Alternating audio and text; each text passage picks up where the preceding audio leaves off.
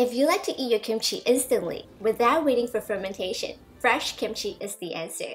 It can be eaten immediately, so it's super quick and easy.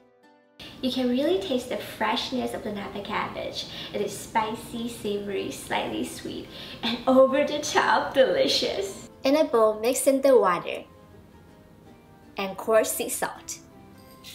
Whisk until dissolved. Everyone in my family loves napa cabbage. It's super delicious. It's also low in calories and rich in vitamins K, C, calcium, potassium. You can also replace it with green cabbage. First, cut the napa cabbage in halves.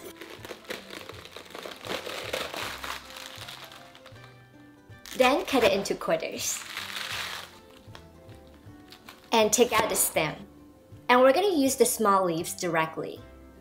Cut the big ones into smaller pieces.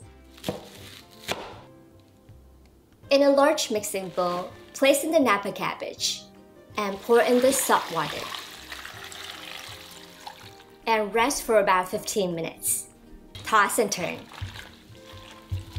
Wait for another 15 minutes until the napa cabbage is softened. Rinse the napa cabbage in running water. Drain. In a mixing bowl, add the garlic, ginger, Korean red pepper flakes, fish sauce, Korean green plum extract. You can also replace it with sugar, carrot, and scallions. Mix well. You can add more or less seasonings and other side ingredients based on your preferences. In a mixing bowl, place in the napa cabbage and the sauce mixture inside. Mix well.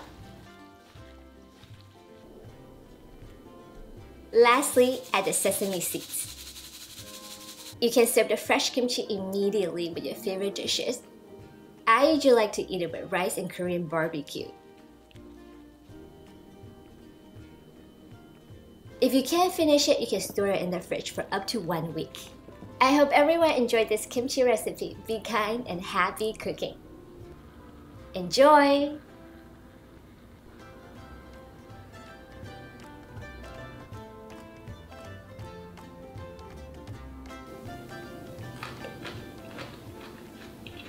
This is absolutely delicious. It's so good. It's crunchy. I think I can finish this all by myself. I hope that you enjoyed today's episode also. If you like it, subscribe, follow, and like, and I will see you again soon. Bye!